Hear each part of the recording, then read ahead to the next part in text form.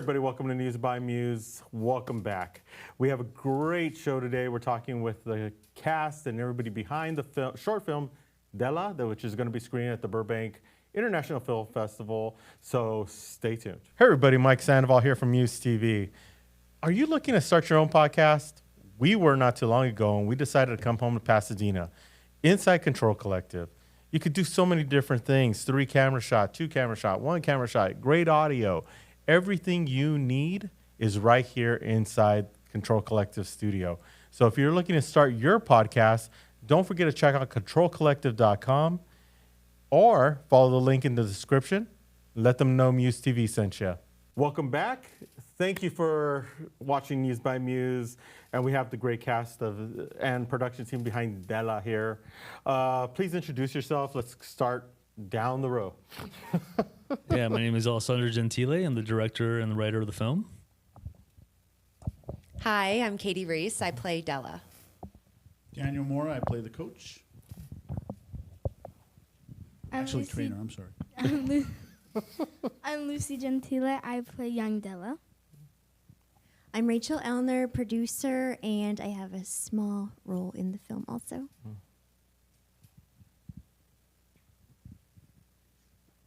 It's Della's sister. She actually has a bigger role than she's putting on.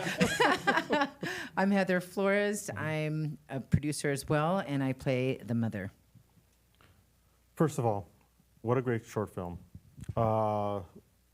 Beautifully shot, and a very interesting story that I feel will relate to a lot of people and a lot of families and a lot of people who have gone through this type of situation.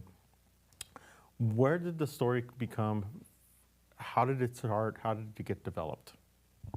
Yes, I think, so Rachel, do you want to answer that question? Yeah, Rachel was actually brought the story to me, and yeah. Happy to. And yes, thank you, Alessandro. I approached Alessandro, and, I let him know I'm just playing around with this idea of family story. I have a background. I worked with children and families, going through traumatic things, at risk of abuse or neglect, and this was just a rumination in my soul, just something I wanted to get out, and as you said, create a story that people could relate to, and it was really important to me to be honest and authentic, and just make space for people to talk about things that are really hard to talk about sometimes. Yeah, and just so you know, we were neighbors at the time, and she had just moved out, and just kind of reached out and said, hey, like, I have this project, I'm looking for a director, and do you know anybody? I'm like, oh, well, I'd like to audition. So I kind of put myself in the front there, and just but we had similar vision, to develop this thing, and the passion to actually get it done and executed, and all the pieces just kind of came together really easily, and so just the rest was history. Yeah. And for the main acting cast, for you especially, there's a lot there, and I could see that you developed that trauma side, and it's one thing to take it, it's another thing to deliver it in the ring. We've seen that with boxers throughout history in real life, not just on screen. What was it to develop Della and really pull that in, not only in her way through boxing, but also to as an actor, to pull out that emotion and really show that? Well, I think we all have some form of trauma that we can relate to. I think for me, I like just being in the moment and using play, seeing what comes out of it. So when I first read it, instinctually, kind of how I was feeling in certain moments, and letting that kind of motivate me or push me.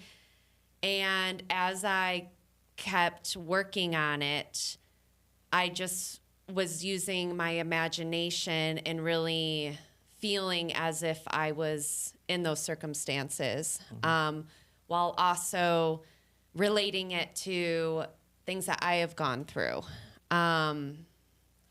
Yeah, so a lot of it is, using the imagination and then just being present in the moment. So, when you're up in the ring or when you're working off of someone else, taking them in and just reacting. And so for the month or weeks, I definitely was feeling a lot of emotions. I was on edge for a lot. So it took a lot of post self-care after the film was done to kind of come back from that heightened state or those heightened emotions. Let me add to that. So, Katie was the last person we auditioned. And it was a very stressful process because you're trying to find someone very athletic that's comfortable, boxing, but also has the acting chops, right? So she was referred to us by I think one of the coaches at Playhouse West, and so it all kind of came together really quickly at the end because we were just like, okay, I don't know where to go after this. If she's not the one, then I don't know where we're gonna end up. Yeah. And what was great about Katie is that she really took it, and just ran with it. And as you'll see in the film, when you guys get to watch the film, she doesn't speak for the first 75 minutes of the film. Yeah. And it's very extremely impressive to see just her emotions and you see her, what she's going through, whether it be a little form of elated happiness from her coach because of a compliment or something, but she's just she's there and you're in it with her and you're kind of just taking on this journey. It's very impressive to see. Yeah. And Daniel, you as a coach to try and play that, I mean, you were in the military, so you know all the boxing that happens in the military and stuff. I actually boxed in the Army. Well, and that's why you could tell you have that experience especially as being a boxing coach, and you brought that to the film because I could tell that as soon as I'm watching it. What was it like to bring that experience into your role?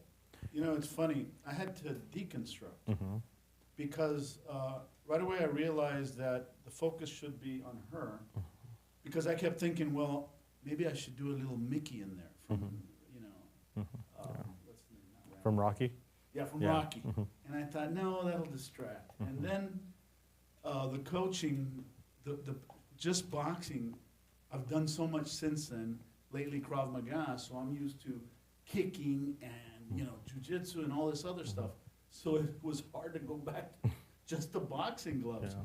So I just decided to just focus on her because she was so rich. There's moments where she almost broke me a couple times. I wanted to be mad at her, but I just wanted to hug her because I've got a daughter. And I didn't want to lay into her. But yeah, she was awesome to work with. Awesome. I mean, you could tell that off of the screen.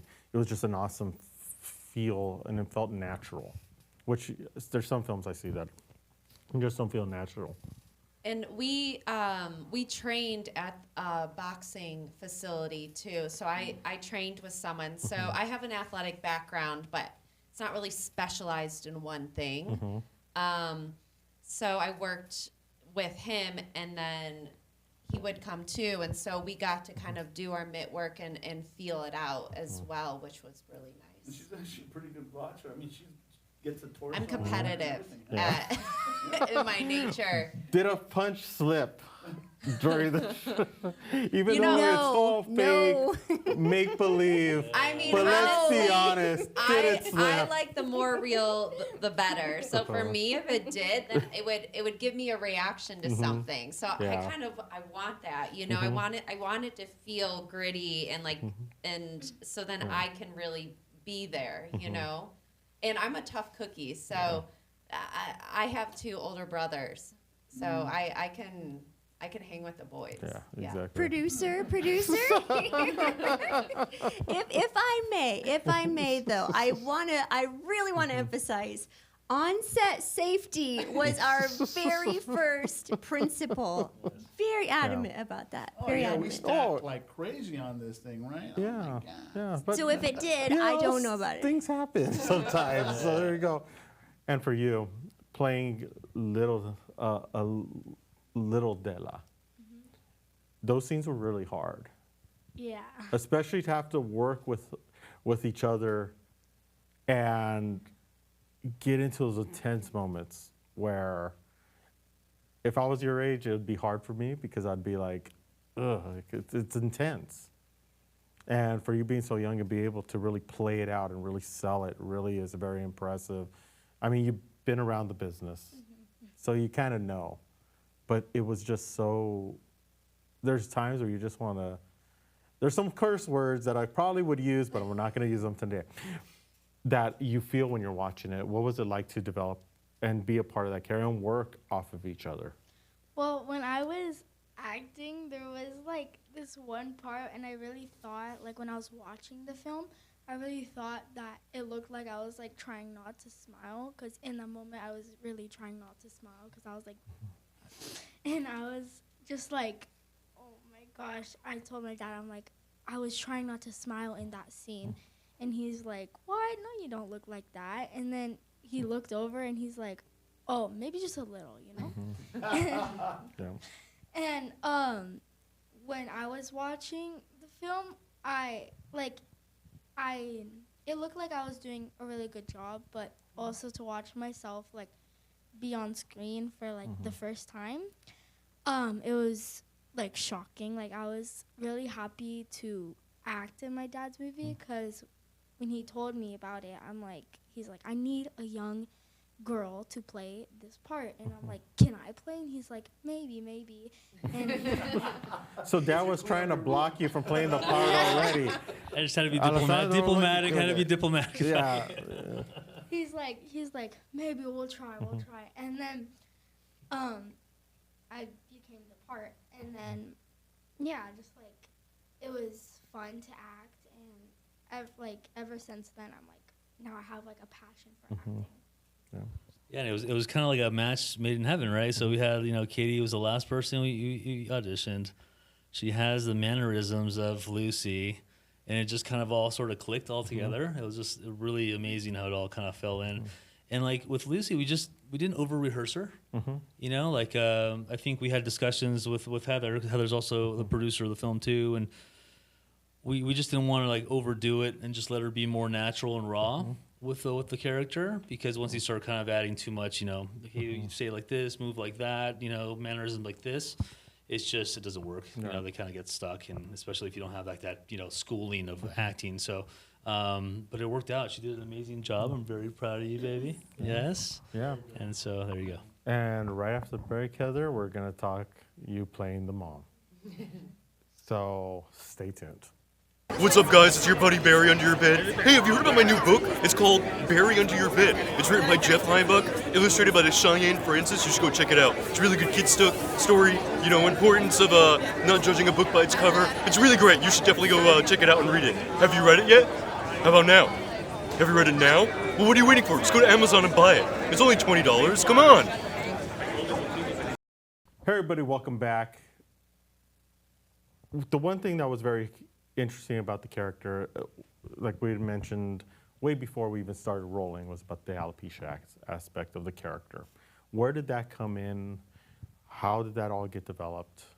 Because that was something, one, you don't really see that in film. And it was interesting to see this and to add that be another layer into the character through everything that she's going through. And then that layer as well. Please tell us a little bit more about it. Yeah, so I think I've had alopecia since I was 10, and I was a professional dancer, actor, doing all that, and it's always something that kind of comes up for me. It's something I have to deal with. Yeah. And a boxer puts their hair back for safety reasons, a lot of times in braids. And at my audition, I had bangs, and since I knew this was a boxing film, I wanted to address, what I came with. So I expressed it that I'm actually bald. And at that time, I was actually feeling very back and forth and really battling it, kind of like how I feel like Della is. It's something that I've wanted to cover up my whole entire life, just to feel that yeah, I okay. just wanted to feel like it wasn't my identity my whole entire life. So it was something I've always struggled with. So when I brought it up, you were like, well, how can we put it in the film, you know? And it became a discussion and kind of grew within it. But I don't think it's, you know, the main thing of the film, just like it's not the main thing in my life, but it is something that I deal with on the daily basis. Yeah, I don't know if anyone wants Yeah, and then you know, and of course, there's a pivotal time, you know, towards the end of the film, which again we won't, you know, spoil it. But since it wasn't written originally in the script, we had to kind of develop what that last scene was going to be like, right, leading up to the very, very end. And it was something we all kind of discussed, and also the blocking of it all too, because it was it's kind of a moment where it just all comes together, and they actually start kind of forming some sort of a you know, just we could get through this together. You know, it's a hopeful ending, right? It's a hopeful ending. And then we had to like sprinkle, because it didn't make sense if it comes out of left field like that. So we had to sprinkle, allude to it during the film. So then we added like, you know, we had to pick up a shot with Lucy where she experiences, you know, like the loss of hair, right? And so just to kind of allude to it, people I'm sure like, well, why is that happening, right? You forget about it, and then it kind of makes sense later, right? Yeah. Did you want to add anything, Rachel? Or did you want to add something to that? Yeah. I was gonna bring up that scene, but I didn't know if he was gonna bring it up. But Yeah. It's kind of a secret, you know? during that scene, it was kind of nasty because we had to pull a bunch of hair out of a hairbrush. My dad's like, you know what? We're just gonna keep it cheap. So he just pulled a bunch of. He just. The truth comes out. Welcome to independent film. You gotta do what you gotta do. Exactly. But it was something that was really, it's still delicate Yeah. for me. It's still hard to see that. You know, it's something, I don't think people realize how women, even men, are affected in society, that beauty standards. And I grew up wanting to be a professional dancer in front of a mirror my whole life, and then an actor on camera. And it's like, why did the universe or God choose me in this position with this condition? So I just think it's important, as much as I can like spread awareness, or just having that moment of, again, like facing my demons or Della's demons, and kind of opening like that pocket of vulnerability. Right. And we don't realize how many people have autoimmune diseases, have, you know, things going on that you can't necessarily see, you know, what they're dealing with on the daily basis. Exactly, and that's why it reminded me of when my mom was going through cancer treatment, when she was suffering through breast cancer, and when her hair fell out, how hard it was. And I remember her crying and getting into it and feeling that way, but then finding her strength even more after when she went fully bald, and then would wear a wig and just like, dude, I don't like this anymore, and literally just threw it away and just went bald and say, you know what, this is who I am. If don't like it, you know where the door is. So there you go. And it happens more often than you think. You Yes, know, I'm teaching my daughter to drive right now, and I always say, oh, and then you're going to have some jerk that's doing this or that, cut you off. I said, but don't get into it, because you don't know what people are going through. Maybe that guy's rushing to the hospital with somebody dying. Right. Or whatever. Just don't get into it. Yeah. And I just want to add, like, you know, thank you for trusting us. Yes, yes. To show that visually, because I know that's a very, like you said, a very vulnerable situation, and obviously you felt some sort of a comfort with Rachel and I and Heather to be able to open up and do that. And I think and you were going through a transition too, and it probably was a weight off your shoulder. Yeah, for sure. And also just, but just imagine all the kids and everybody you're inspiring too by doing that. Yeah, I mean, I get messages all the time I have like a separate Instagram account, which I use to spread awareness, and my TikTok, I make, you know, videos, and I've connected to so many people and parents too, whose daughters are going through it. And so that just makes me happy, because I feel like I didn't have that, you know, so if I can be that for someone else. Exactly, and it's a good transition into the technical aspect and the production aspect of the film. When you're writing a story like this, where you already have a set script, but you have to, there's ideas that come out of the film and that you have to change on the fly. How was it working like that? And because they always say a script is never really truly done, because when you film it, there's things you're gonna have to rewrite and things that you'll see on the fly. What was it like to go back into that and add things that were not originally in there that had actually, I don't know what the original script was like, but this came out better with all these additions. And I don't know and I can only imagine what the other script was like. How was it to write and to be able to go on the fly and add things as you're, even during production, while you're picking up a camera and shooting? Yeah, well, it's extremely stressful. I mean, because first off, you have 3 movies, right? You have the written script, then you have the one you shoot, and then you have the one you edit, right? So there's 3 different movies you're doing. Originally, the story the script that Rachel brought to me was focused on the boxer, and it was focused more on the sisters and what they were going through, right? And one of them was a boxer, but it was hard to understand why the boxer was so upset or so distraught and so much anger in her, right? And that's where we talked about, okay, what if we do some flashbacks? Because then now we have some context of where she comes from, what she experienced as a kid, where the anger is coming from, and it makes more sense, right, to why she's so angry and why there's so much resentment there towards her sister, and so that's how that evolved. And then of course the alopecia thing was also written, we just talked about. That was just kind of came, Katie brought that to us and felt comfortable showing that on camera and actually talking about that. And but it's really difficult to it's a journey, But again, like I said, it's you really have 3 movies you're making. You have the script, and then you have the actual one you shoot, and then the one you edit. And then in post, we got to do little pickups because you don't want things to look or feel forced. So you can't just plug in whatever. Like the moment with her and the hair, Lucy and the hair, pulling the hair out, we just didn't want it to feel forced. So it's really hard to position it because it wasn't written in the original script. So it's really hard to position it in the spot that it needs to go. Right. And so that's all timing, Like when you get into post, it's all a timing thing. Yeah.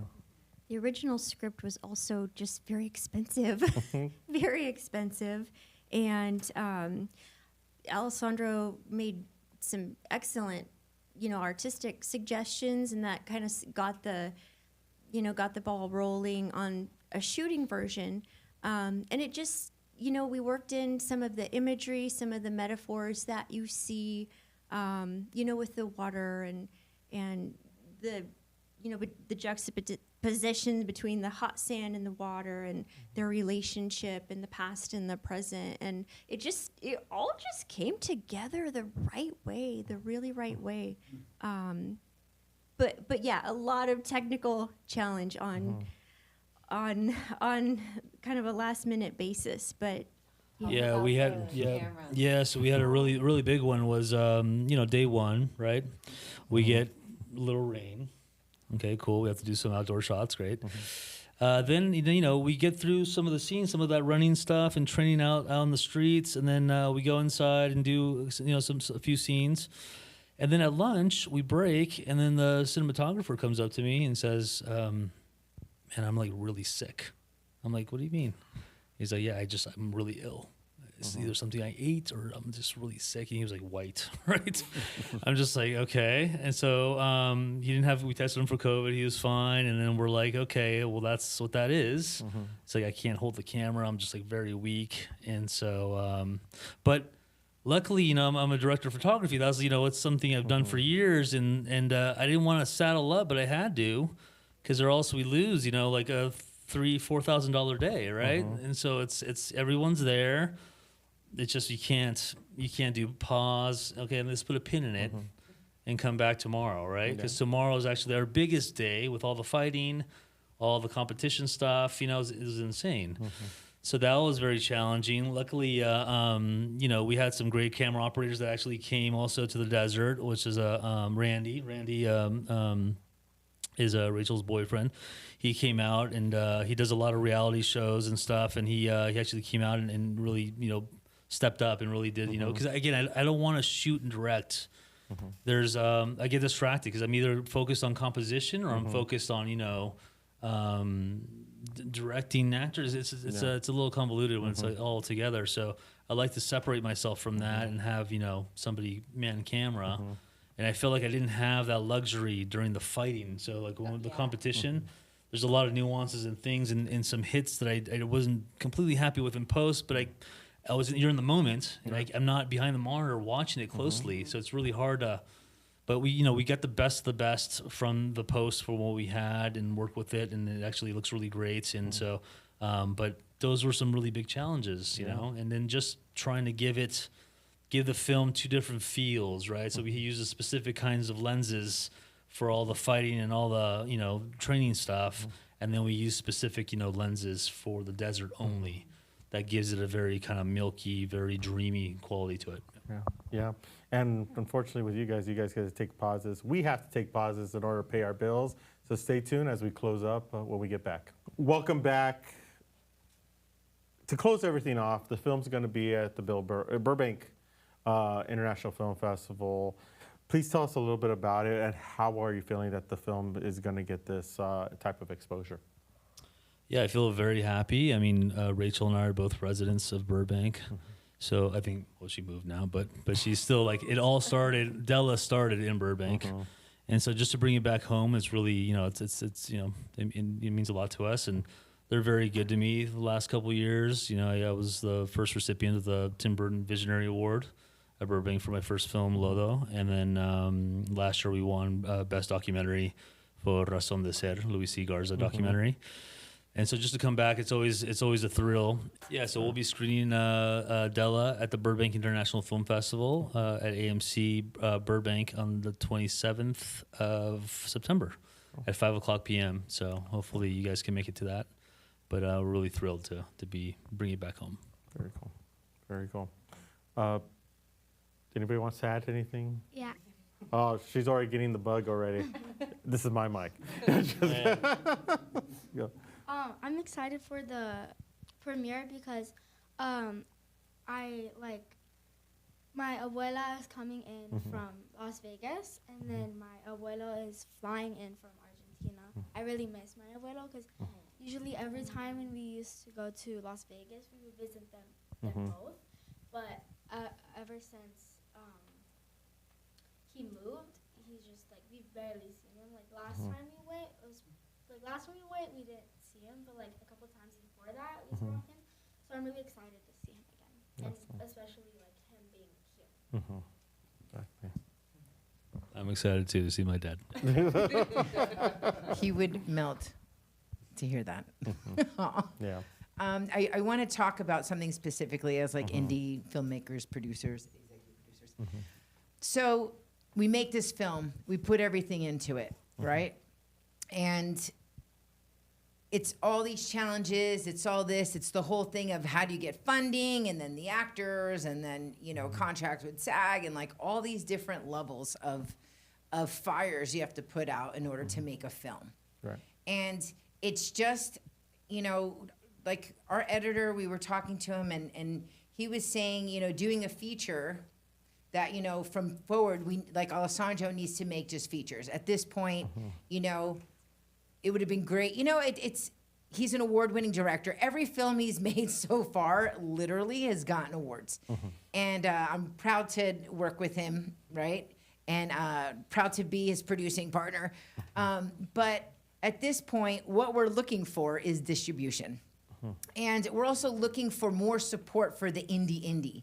So we're the indie of the indie, okay? So we need support, and we're raw and open and great at what we do. Yeah. And I just want to throw that out there because we all work really hard.